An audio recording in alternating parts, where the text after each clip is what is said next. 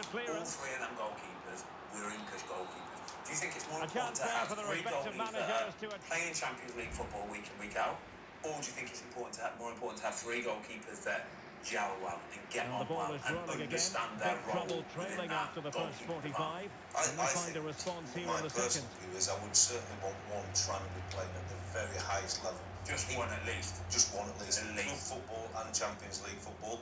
But for me, then, if we talk about the coaching experiences and everything around it, I was fortunate enough to do 3 tournaments. We didn't do very well in the tournament. Tidy defensive play. But the group and the dynamic of the group is very important when you're going to be away, because you prep for a long time before the tournament actually starts. So if you're successful in that tournament, you're going to be away potentially 6 to 7 weeks. And you're on the training ground day in, day out, breakfast, lunch, dinner. There's not much areas to socialise. So the dynamic of not only the goalies group, the whole group is very important. But I think for the goalkeeping department, it's very crucial that there's a clear definition of who's 1, 2 and 3. A pecking order. And that's not to say that number 2 or number 3 can't go into that team if there's a problem, because they deserve to be in that squad. But I think it's obviously needs to be clearly defined who's got what role and responsibility during the tournament. Because as you're training day in, day out, you need the quality of the group to function to get the best out of everybody within that. And during my time with it, I thought we had a strong group. You were in that group at times, but the training, when the group knows the order in some ways, but wanted to get the best out of each and every one of you in every session, and the demands you put on the session were probably more so than the demands I put on, because you wanted Joe to be successful when he had it for sure. You wanted to see that, but that wanted to push each other, and that were on and off the field. So yes, who knows, maybe another opportunity in the work for them. You guys, and obviously I would never be the strongest in the gym, but you guys wanted to kill me in the gym. But the dynamic of the group and how we had it were a nice environment. So even things that weren't happening on the training field, the extras that you have to do that sometimes can become a chore, especially when it's in the summer, when you're sometimes thinking, oh, half my mates are on the beach in Marbella or Dubai or wherever they go, and we're working towards an England win, and the extras that you have to do to prepare to train properly and be fit and strong, they're the hard parts that you see behind the scenes when you're not training. But the dynamic of the group and the goal is pushing each other on, even in the gym sessions. Like, obviously, it would only take 10 press-ups to beat me, but you wanted to do 50, 60, 70. And just little bits and pieces that make the week and the weeks more enjoyable. That's what we're trying to create. I think in a dream scenario, you'd have 3 unbelievable top-quality goalkeepers that could all get on well, could all gel, could all know a defined pecking order, but that is almost impossible. Listen, I think the goalkeeping department thing, I don't think we have to worry about it. Do you know what I mean? I agree with you. I think you can compare it to some of the top nations. It maybe falls a little bit short in comparison, but I'd say going into the tournament is definitely not something we've got to worry about. All right, we talked about the goalkeeping department. Actually, before we move on to like defensive midfield and the attack, what do you actually do with your downtime when you're at these major tournaments? Do you know what I mean? I remember being at Brazil 2014 and we were staying on the pushing forward with options available. Honestly, we couldn't do anything. Is it going to be? We couldn't do anything. And you, like you said, you've been at 3 major tournaments. What is there to do in your downtime? Can you just go out and get a coffee? And who's the one that decides that as well? Yeah, I think the best way to create a culture is for you to feel as though you're in your club or you're living at home. Yeah. So how we make that happen? I think the one thing in my time with England, people behind the scenes did their utmost, certainly in the hotel. Brazil being an example where really we're in a hotel, we're on the beach, but there's like 100 armed guards there. You couldn't even walk down the beach if you wanted to. So it felt like you were like really in camp. It was like a prison almost. It felt like you were in a prison. And we as coaches, football management, wouldn't want a place to feel like that. Yeah. Looking for something new to do? Deliver with DoorDash. You'll keep your own hours, keep making money, and keep things interesting. Because that's how you roll. It's easy. Just pick up, drop off, and cash out the same day. Get started today at DoorDash.com/go. And with play stopped, they will make the change now. We wouldn't want that. We'd like to go out and get a coffee and have a walk down the beach. And in your downtime, you want to feel as normal as you can in these moments. But certainly in the World Cup in Brazil, I thought that was a ticking time bomb for us. But we weren't allowed, and there was just nothing else for us to do. But trying to create the culture that you have when you're at your own club, or to feel as though you're at home, if you like. The staff behind the scenes really do unbelievable work with the hotels. You know, it's all decked out. It gives you all the modern comforts for sure, but you want to feel like you can have your time away from the spotlight within the hotel. And obviously you have the pool tables, the games and stuff, and your spaces. I'm sure now they take golf simulators and all that. Because you can't always get out on the golf course when you're in these moments. But I think managers and coaches, we want you to feel like that. So certainly in the downtime, when you've done your training session, you've done your media commitments, you've done your gym work, because it's still a full day. In your moments, you need to have a nice hotel room, you need to have the comforts you've got, but if you want to walk and have a coffee normally, or go and sit in an area with your mates and just chat and do whatever, and be away from football staff and be away from all the other things, that's what you try and create, because football just takes over the whole thing. You need a break from it, don't you? The times you're away from it is very important. But even for the coaches, because you're watching videos of the opposition and hours, we're the same. We don't always want to be where you are as the players, because you need your bit, we need our bit. But then when we come together, you're not feeling as though it's fractures, because you're living in each other's pockets. And no problems at all on the weather front as we get ready for this match. My name is Derek Ray, and sitting alongside me in the commentary position is the former Arsenal and West Ham midfield player Stuart Robson. And if this game lives up to its billing, we're in for a riveting occasion. It's the Rockets versus Arsenal. Well, Derek, when looking forward to this game, you can't help but notice there are some great matchups all over the pitch. It should be. And a goal! They start as they mean to continue. They make the opening statement. As a player, from the demands, because we've got great training facilities, great gym facilities. So for me as a coach, I could do my work on the grass with the sports science guys and the strength and conditioning. I knew we could put some real good programs, or just continue your club programs in the gym, because we've got all the world-class facilities. You've got the recovery facilities at St George's Park. So there, you've got everything for me as a football coach. But what did you feel as a player? Because again, for me, St George's Park, it's quite isolated. No golf course there. And it ends up with a fairly simple finish.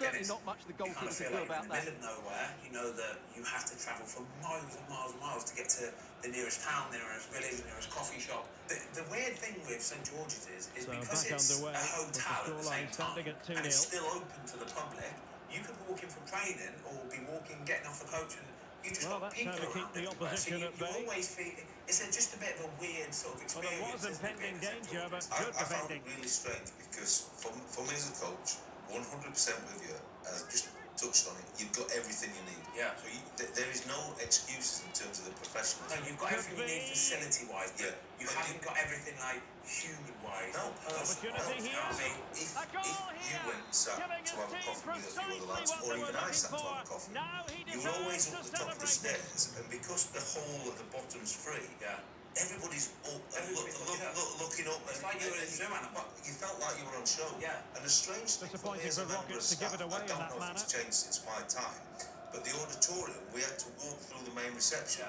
So when I was doing some video work and I wanted the real big screens, and I wanted to go to the auditorium, and then if I had to pop back for something or whatever, because of the way it's structured in the reception, and there were always courses on that, there were always the referees there, or there were always people in the game that I'd know because they're doing certain courses. That's where it were all based. And for me just to go and watch a video and come back and nip back would take me an hour and a half. Because you can't feel as though you can just ignore people and walk past. Managing to beat him. Talking pictures, and that's what I mean. You're a coach. That's for players. I know a lot of people don't mind, but sometimes you just want to get your head down and go and do what you need to do. But you can't do that because you're walking through and it's can I have a picture, can I have a picture, can I have a picture, and then one person sees that, and then the rest come over, and it was a poor attempt, and the goal kick is in. It was a real open house environment, which I think, we want the place to be more accessible. but there's also a killer on your time. Yeah, sure. And where the downtime comes, and I think I've seen on the videos of them, I think they start walking the back way now. Yeah. The pitches and things like that. And that's not to want to be away from the No, play. sure, yeah. It's just that when you start a process, then everybody dives onto the back of that process. So for me, England have got world-class facilities there, but it's interesting from the players' perspective, because I always felt, as a coach, the players felt that St George's Park were great to do the job, but like away from the job, the downtime bit were a real hard part. I think Qatar was such a success. Unable to direct it on the target, and a goal kick to come. I kept seeing loads of videos where England had making the substitution such now. a private space or a private area. They weren't getting mobbed by fans. Obviously, there's not hundreds of thousands of England fans out there anyway. But it seemed everybody was just a bit more respectful out there. Obviously, the no alcohol thing, so you didn't have people kind of losing their heads and going crazy anyway. But I just felt like they could at night go and sit and have coffees together and have a laugh. The lads would put videos on Instagram and the stories and stuff like that, and it just seemed everybody seemed really chill and sort of at home almost. You know what I mean? But that's, if you can get that feeling, for me as a coach and for you with the players, that's that relaxed feeling, not too relaxed, but that feeling as though you're at home, and everything's as normal as it can get for you playing for your club team. And you've created the culture behind it. The England team, you've got the right staff, you've got the right players, the right environment, because we have got great players. So if you can put all them things behind it in place, then I think we've got Alright, we started this episode off talking about where England's strengths and weaknesses are. We completely detoured and we've gone all over the shop, but it's good though, because we enjoy this. This is what we want to hear. We want to hear the behind the scenes stuff, the nitty-gritty, the details, what the players get up to. I want to talk about the defence then, okay? Let's specifically talk about what the starting defence is going to be, okay? Because we're not fully sure ourselves, are we? We're not fully sure who's going to be playing at the back, whether it's going to be three at the back. Is Kyle Walker going to slip in there? Is Trippier going to start? There could be absolutely anything. If you compare and contrast it to some of the leading nations, our competitors, the ones that we know we're going to be up against, the Frances, the Germanys, those sort of teams, how do you think we look? Well, I think it gives the chance, sometimes advantage just doesn't work out. And the referee has awarded a free kick now. Great test Friday night, play 4-3-3. Well, just a warning on this occasion. Might have decided to hand out the yellow card. Probably 4-2-3-1. But then in the tournaments we've played a back three. So it's nice to have plan A, B, and C if you like, because it can affect 1 minute the of team. time added on for Are stoppages so here. regimented in your 4-2-3-1 or 4-3-3 or whatever shape you play. And the whistle it gives is the opposition a lot of time to prep. Not in the tournament itself, but the coaches and the managers will know every detail about our game. The ball moving, the pendulum has already swung Arsenal's way in this game. Will we see more of the same in the second half? Spanx, Liverpool and travel. We have everything you need for this season. Based on that challenge, you wouldn't be at all surprised if the referee reaches for his pocket. And a yellow card for that, Stuart. He's going to have to be careful now. That was a silly challenge. Changes as well. I think the centre-back area, for me, whether we play 3 or 4, is a real area of concern. I think Stones, out of everybody we're going to probably talk about, is the one, if he's fit, he's a shoo-in. And he's really, when he's fit and well, for both England and City, at the very highest level. We need, if it's a 4, to have a good partner with him, and I think at the minute that would be Maguire for me. There's always a lot of talk about it, but he's back in the Man United team, and I think him and Stones is probably the best pairs of 2 if you play a 4. But then if you're going to play a 3, the third centre half, I think the way we're going, because we want to step on into midfield, probably going to be looking at Kyle Walker and then play a Trippier, and if you Shaw's fit on the left, and that might be the way we go, which is probably how we had it in the final. You know what I mean? So I think we've got a lot of choice there. But if we're going to play a flat 4, I think the 2 centre halves, if anything happens to them 2, then you've got Tamuri, Dunk, Colwill, Guayi. Not a lot of real international experience. There's a big difference, isn't there? And I think tournament football is different. So we've just talked about all these players, Ben, but if you're in goal, you've played in a World Cup group game, so you've played it on the biggest stage. When we're talking about going to the Euro, you're playing in goal. You can't pick Southgate's shape. So whether it's 4-2-3-1, 4-3-3, or we play back 3. But when you're in goal, you want to know, certainly if it's a 4, them two in front of you, you want them to be solid, and they're your two main men. So, out of what you're seeing in front of you at the minute, how would you feel if all of a sudden we've lost Stones or Maguire? I think if we lose a Stones or Maguire, we go back for it. I think it'll be a back three. But do you know what? I almost think Rockets a have back the ball three once more. suits us. I really do. I just think, and people will have their opinions on this, and that's exactly right. But I love the thought of having Kyle Walker as one of those centre backs. I really do, because I know that guy can just cover for everybody. He'll cover for everybody and anybody. We've seen it so many times where he's been on the attack and he's had to shell it back, and he has done. He gets back and he helps everybody out.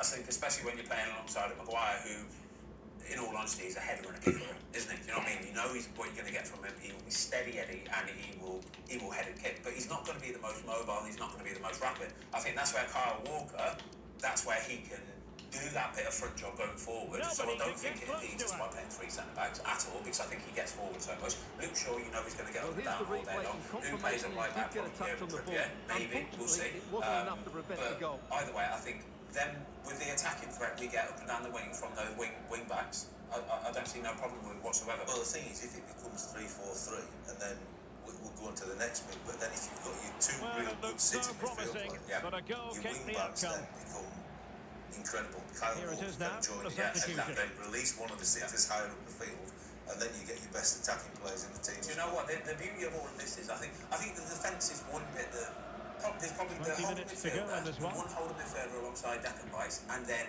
it's the wing backs or right back or left back. Is between now and the competition is going to be the most interesting, the most talking points, because they're really the only positions that can change. I think when we get further forward, it's going to be about form, it's going to be about Foden or Saka or Rashford or all of that. But we know that we've got world-class players in that position. I think at this moment in time, between now and the tournament starting, it's going to be really interesting to see who's on fire, who's fit, and who's firing. Yeah, but for Gareth as well, he knows the players he's going to be able to trust going into the tournament, because it is different. So if we think whoever the best 11 are for this tournament, then it may be that Kyle Walker does play on the right side of the 3, because if everybody's fitting well, my preference would be to have Trippier then on the right and have a proper left back or left wing back, because then you've got the balance to the team. I think if we have to play Alexander-Arnold, for instance, as a right wing back rather than a midfield player, and then you play Trippier on the left. Gareth Southgate never play Trent Alexander-Arnold as a midfielder. He'd never play him as a Well, I don't think so either, but I think these are the little nuances that we have to talk about. But I prefer to have a left wing back and a right wing back, and then I think you've got balance to the team. You can play with 2 sitters, and then you've got the licence with the front 3 then. And that we talk about where we potentially weak. I think when we come then to the front areas of the team, we've got so many riches. I think there's going to be so many good players going to be in the squad this time, in the front areas of the field. Let's talk about the 2 holding midfielders then, okay? It's Declan Rice. Good weight on that pass. Genuine chance. Can they keep it out? Great moment. Oh, a goal! Exactly what they were looking for. And he's come up with it. And that is that. The referee blows his whistle for full time. At the minute, I feel as though if we're talking about tried and tested, going into tournament football, and I'll probably get my head shot off here because of the level he's playing at, I think at the minute he'd probably pick John Lennon. Really? To start in the very first game? Yeah, I think so. He's been there, done it, he's playing in tournament football, he's going to look after himself. Yes, the level of the football is different, but he's going to look after himself, and he knows what's required to go and play for England. And I don't think he'd let us down in that first game. When you get deeper into a tournament and you're talking about the best of the best, I think that might be an area then where it might can a player who's playing in a much lesser league, let's be fair, can he, with 2-3 weeks of training with these top players, so like I say, when it gets to the end of the season, Jordan Henderson's going to get called up by the England squad, he's going to join back in with the players, the level straight away just goes higher. Can he set that straight up, a player of Jordan Henderson's ability? I think his experience on the match field would allow him to do it. Whether he's got the quickness in the brain and the sharpness of the feet because of the dropping level, that then can become a test. But hopefully when we get the draw and we get a favourable draw and you get a couple of easier games, shall we say, if he can have a couple of friendlies pre-tournament and then ease himself in, I think then by the time you get to the latter stages, he would be ready and he'd be good to go. How many friendlies do they normally have? Normally play at least 2 friendlies. 2 or 3 friendlies. I think that's more than enough time. I really do. I think you'll have probably 2 or 3 weeks of training, and 2 or 3 friendlies, probably enough to get you back up to pace again, isn't it? Yeah, I would have said so, because if we get that area right, and he does play with wing-backs, or even if it's 4-2-3-1, your full-backs are still going to go. Those 2 sitters there are going to be a real key for the England team. What if Calvin Phillips gets a loan move in January and plays week in, week out in the Premier League and does really well? Do you think he's got a start? Well, I think he probably would warrant to start above then Henderson. Because if he's getting the minutes and he's playing at a real good level, and obviously Gareth's got a feel for him because he's always picking him, the same as he picks Jordan the same. So he obviously likes the type, he likes the character. You know, we've spoke about the environment that he's trying to create, but ultimately, you've been a player at big tournaments. You want 23 lads on the same page. So if you're a player going into a tournament, you need to know that the other 22 lads are going to be similar to yourself in terms of obviously wanting England to win it for sure. There's nobody in the room on their own on a night packing his bags thinking, I need to be going home. All 23 of you have to be on the same page, and it's interesting for me, from your perspective as a player, thinking, right, what's the characteristics of these other 22 that I need around me? Because if I have that down day, one day in that tournament, which is surely going to happen, you've all got private lives at home, you're not going to be with your families, you're not going to be wives, kids. What do you need from the other 22, plus the staff, to get you through that tough day? And I think it's having the relationship with the players and the coaches, because in that time, everybody's going to have a tough time. And it's making sure you've got the right tools around you. This is where I think people just, they see these superstars, these England players, footballers as just machines. They just think it's kind of like the alarm goes off in their head at 8 in the morning, they wake up, they play football, they come back and they just sit down again and do nothing. And no thoughts go through their brain whatsoever. There should be no doubts, there should be no other thinking about anything. It's like, focus on football, would you? You're at the Euros, it's a massive time. No, that's not how it works, is it? They're human beings, they're people, they have downtime, and they need to just be human beings as well, don't they? It can't all just be sport, it can't be all consuming, can it? But they have to have relationships with players in the group, senior staff, but also, you know yourself, the massive part of this is like the physios, the masseurs, the kit men, the people that you spend a lot of time with that are not seen as senior staff. And I'm not being disrespectful to them, because I always really wanted to resonate and spend a lot of time with these guys, because they were the ones that serviced you guys the most. They spent the most minutes with you. But all these people have to be real positive guys, because when you have that down bit, they've got to drive you forward. Because it can't be the England manager, it can't be the assistant manager, it can't be the goalie coach, it can't be the assistant coach or whatever. You know, these people who nobody ever sees, they're the ones who spend the most minutes with you guys. So for us as staff, that department there will really key to it, as well as trying to get the other 22 guys have to drive it as well. You've got a job as coaches, but them guys have to have a smile on their face every day. They have to be upbeat, positive and optimistic, and they have to really drive the players. When you're laying on the couch in the afternoon, you're knackered, there's another session tomorrow morning, you've got to go again, and they're saying, I'd love to be at home, I could be in Dubai with a family, one of my kids is ill. They can't get sucked into that. They've got to drive you forward and say, look, Ben, this is the Euros here, we're trying to win it. But you have to know as senior staff that they are doing that behind the scenes. Because we're in the video room, they're the people who are with you the majority of the time. And when you talk about a culture, that's important.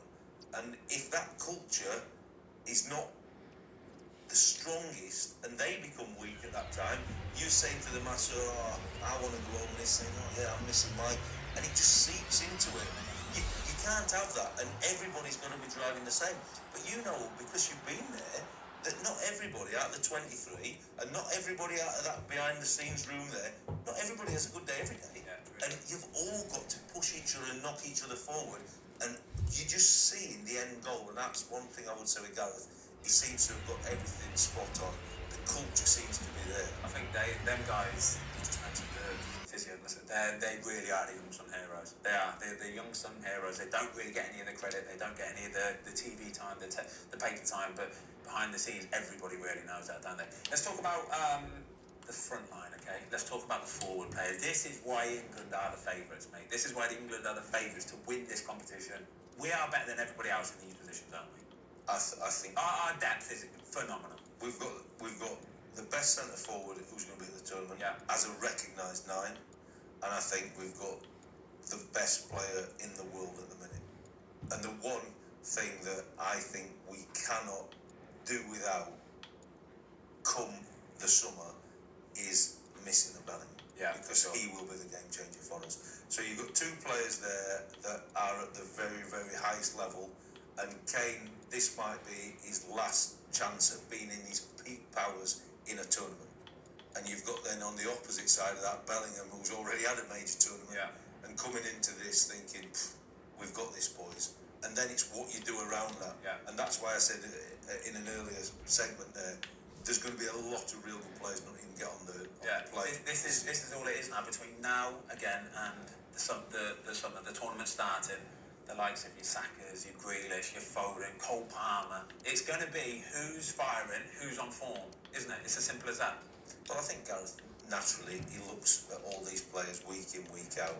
But I still think out of the 23 that he wants to take, there's probably only 2 or 3 places up for grabs. I think he's got... Realistically.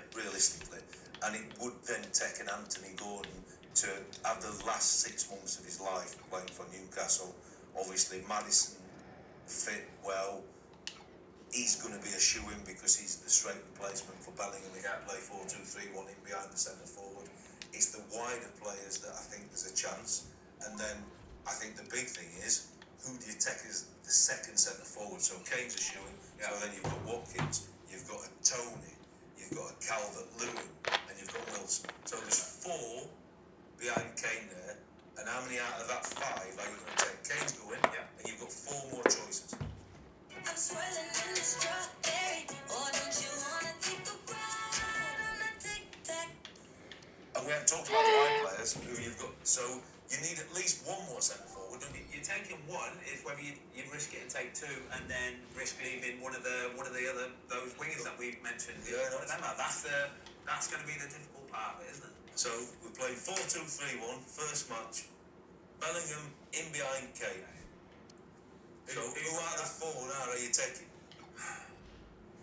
Who starts on the other behind side? Kane as a centre forward, it's taking that squad. I think as it stands, it's got to be Ollie Watkins.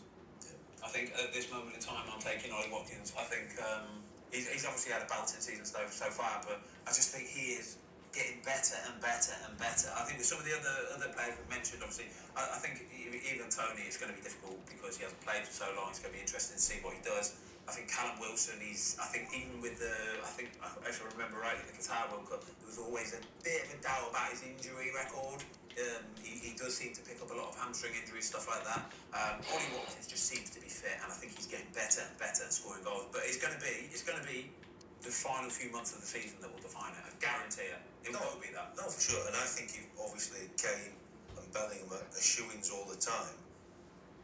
Really, the centre forwards getting minuscule minutes. You know what I mean? Hopefully we get through the group early and he can start the last group game. But that's probably going to be his only start. But as well, you've got to remember, it comes down to the personality of that player as well. So Gareth Southgate needs to know that if he's picking an Ollie Watkins or a Callum Wilson, he needs to know that guy understands he's not going to play very often. He's not going to get very many minutes, and he's got to be a team player. And that's the bit that only he will be privy to. Do you know what I mean? It's the bit he will be able to see behind the scenes. Is he a team player? Does he want us to win? Is he going to help everybody else out? And that's the reason why sometimes he picks players that everyone else goes, what? How is he getting into the team? We don't get to see all those bits and bobs, do we? And I think this is the important bit for the day after the game.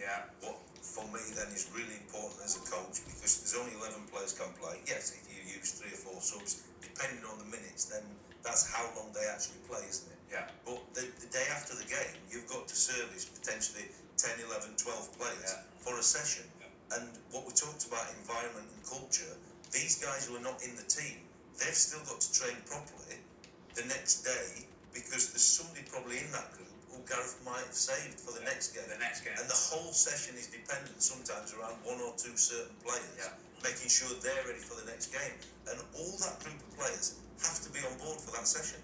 It's important that you've got the two goalies not sulking and they're training properly when you go into the small-sided game, which everybody wants to get a buzz out of.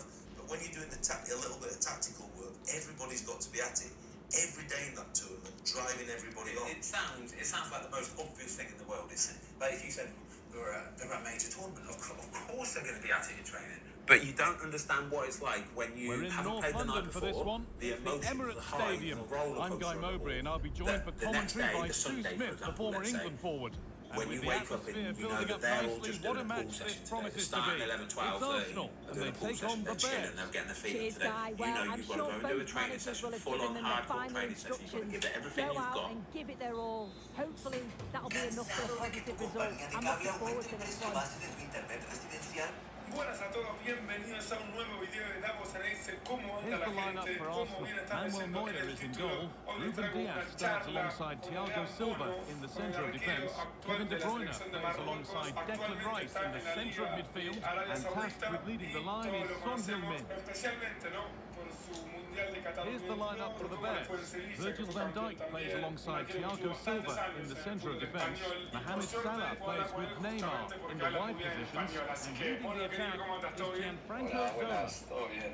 ¿Qué tal ustedes? Acá estamos. Tengo una pregunta ya para empezar. ¿Te costó adaptarte al idioma español? ¿Cómo fue esa historia? Porque a mí me sorprendió cuando hablé con vos y vi que hablabas muy bien español. Y dije, bueno, tipo par, puedo hablar con él, pero si no es imposible. En Marruecos tenemos una pronunciación que ya te permite aprender más rápido el español, entonces después ya sabes, cuando fui a Atlético de Madrid, los vestuarios, los entrenadores, entonces terminas aprendiendo muy rápido. ¿Te puedo decir que no fue un problema para vos el idioma? No, para nada. Al principio algunas cosas no entendía, pero ya al escuchar cada día es fácil. Al principio a usted entendía menos, a los argentinos, pero ya después con el día a día es más fácil. Bueno, amigo, te quiero hacer un par de preguntas acerca de lo que fue tu carrera. Después vamos a hablar un poquito del Mundial de Qatar 2022. Después vamos a hablar también de lo que fue estar nominado, estar entre los 30 mejores jugadores del mundo en el último Balón de Oro. También del fútbol argentino, que sé que te gusta un equipo del fútbol argentino. Así que vamos a hablar un poquito de esto, si te parece bien. Comenzando por tu carrera, yo te quiero hacer una pregunta. La primera, ¿sentís que el puesto del arquero es el puesto más, por así decirlo, difícil para sentarte en un equipo importante? Porque si te pones a pensar, vos sos defensor central, por ejemplo, vos sos lateral, y si sos suplente podés sumar minutos. Sos arquero suplente, no. Y hay lo mismo con las demás posiciones, ¿no? Y también que, por ejemplo, vos sos delantero y podés cubrir bastantes posiciones. Si vos sos arquero, no podés ser lateral o central o 5 o 8. Claro, sí, al final el arquero hay uno y no es fácil, por eso vemos muchos arqueros muy importantes que terminan jugando muchísimos años en el mismo club. Y arqueros buenos hay muchos. Después gran arqueros, verdad que hay, no voy a decir que hay pocos, pero los podemos nombrar más o menos. Terminan jugando en los clubes importantes y después partiendo de la base, o sea, el joven obviamente también es más difícil porque cuando no jugaste estar esperando la oportunidad tuya y después cuando te toca tenés que estar a la altura y no es fácil. Hablando de mí, viendo de un país como Marruecos donde no es fácil llegar al más alto nivel, sobre todo a nivel mental. O sea, en la época donde yo fui a Atlético de Madrid, yo tenía todas las condiciones para estar ahí. Lo que pasa, no tenía la condición, la madurez suficiente para jugar. Recuerdo cuando hablé con el Cholo, cuando iba a salir seguido en Zaragoza, y me dice que estaba muy contento conmigo, pero que saliera a jugar ya era otra cosa. Y obviamente no es cuando a la edad que yo tenía, no tenía la madurez suficiente para competir en escenarios como es, por ejemplo, el Atlético de Madrid, Sevilla, Barcelona. Claro. A ver, vos empezaste en Casablanca, un equipo de Marruecos, atajaste ahí en 2010, en 2012, ahí directamente fuiste al Atlético Madrid, el Atlético Madrid B, por así decirlo, ¿no? A las y yo tuve la suerte de, en mi último año de contrato, tenía 21 años, con el Wydad de Casablanca. En mi último año de contrato empezó a jugar, se lesiona el primer arquero y empezó a jugar, me tocó jugar el primer partido que me tocó jugar era la final de Champions, como si fuera la Libertadores. de ahí empezó a conocerme la gente y tuve la oportunidad de ir a la selección sub-23. Y ahí se fijó en mí. Tenía un par de clubes, un par de oposiciones, el Atlético de Madrid, Getafe, Sporting de Lisboa, todas en el filial del primer año. Entonces cuando terminé fui a irme con el Atlético y el segundo año ya estaba casi entrenando siempre como el tercer arquero en el equipo del Cholo que sale campeón. Ese año estaba Courtois, estaba Aranzubía y yo era el tercero. Estaba siempre con el equipo y jugaba. Ese Atlético de Madrid que estuvo muy cerca de ganar la Champions, muy cerca. Sí, en Lisboa, exacto. Y ahí, bueno, fue un año para mí importante porque descubrí un poco más lo que era el más alto nivel. Y bueno, a partir de ahí, pues, digamos, a lo que es el fútbol europeo, más o menos, en general. Sí, fútbol europeo, pero específicamente fútbol español, ¿o no? ¿Te gusta mucho el fútbol español? Estuviste en el Atlético de Madrid, en Zaragoza, en el Sevilla. Bueno, en el Sevilla en los últimos años has logrado títulos importantes. ¿Te gusta mucho ese fútbol? En su momento tenía a los mejores jugadores del mundo, con mucha diferencia. A ver, para un arquero y con el pasaporte marroquí es difícil tener mercado, porque en Italia hay 3 extranjeros, en el fútbol inglés también hay unas reglas específicas para jugar, tiene que jugar casi todos los partidos con la selección. No sabía eso. Si sos marroquí, sos arquero, es muy complicado jugar en el fútbol italiano o en el fútbol inglés. No, el jugador en general, o sea, argentino, brasileño, o sea, si no tenés pasaporte europeo es más difícil porque los equipos fichan a 3 extranjeros y entonces es un mercado más cerrado. Y yo en aquella época tenía siempre el mercado español porque permitía jugador africano, no todos, pero había varios países africanos que no contaban como extranjeros. O sea, yo jugué toda mi carrera a España porque también no contaba como extranjero, entonces era más fácil. Entonces siempre tenía mercado de segunda división, entonces para Italia, para Inglaterra era más difícil. Entonces por eso terminé jugando muchos años en España.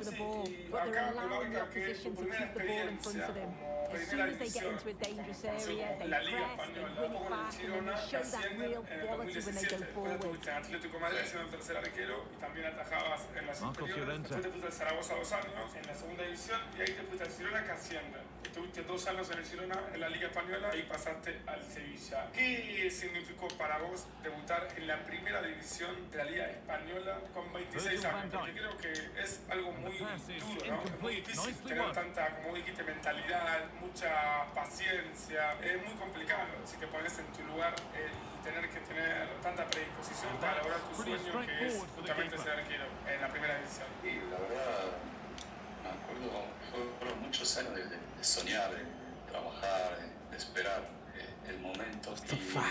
Y me tocó con el Girona y la verdad fue algo increíble. O sea, cuando me tocó jugar era realmente lo que yo quería, lo que soñaba. Y lo curioso de todo es que yo siempre fui alguien que tenía un poco, no voy a decir un complejo de inferioridad, pero cuando veía a los jugadores me parecía algo increíble. Entonces cuando empecé a jugar en primera me daba cuenta de que no era tan, o sea, que los medios de comunicación acaban de agrandar las cosas y parece que es algo, pero cuando empecé digo, no, puedo ir a más que el Girona, puedo hacer muchísimas más cosas. Y entonces me fui descubriendo poco a poco. Y cuando llegué a los 30, me sentía como un chaval de 23, digo, no, puedo hacer todavía eso. Cuando llegaste a primera vos ibas con la mentalidad de, por momentos, autosubestimarte a vos mismo. Llegaste a primera y te diste cuenta que tenías nivel para estar ahí, que inclusive podías ir por más, bueno, y así terminó siempre, evidentemente. Tu carrera fue un crecimiento. Claro, porque creo que lo complicado es llegar a primera. Es difícil porque dependés también de la suerte, porque nosotros ascendimos con el Girona en ese momento, por ahí si no ascendés no te toca el escenario ese y capaz vas a pasar toda tu vida sin haberte dado cuenta de que podías haber jugado en ese nivel. Por eso soy muy agradecido al destino que me permitió vivir cosas, las tenía todas las condiciones desde el principio, pero era más un tema mental. O sea, no me lo creía, muchas cosas no me las creía hasta que estaba ahí dentro y digo, y no es tan, un poco de concentración, un poco de estar serio en los entrenamientos, de prepararse y y lo otro fluye. Cuando tienes talento, fluye. Después estuviste en el Sevilla del 2019 al 2023. Seguramente sea tu versión más recordada con el futbolero. Si te tenemos que poner con un equipo de fútbol, creo que sería con el Sevilla, porque tuviste 4 años, ganaste 2 Europa League, fue tu último equipo, después del Mundial que fue en Qatar, que creo que también fue un punto muy importante en tu carrera. Ganaste la Europa League con el Sevilla y eso hizo que más gente tenga en cuenta qué significa el Sevilla.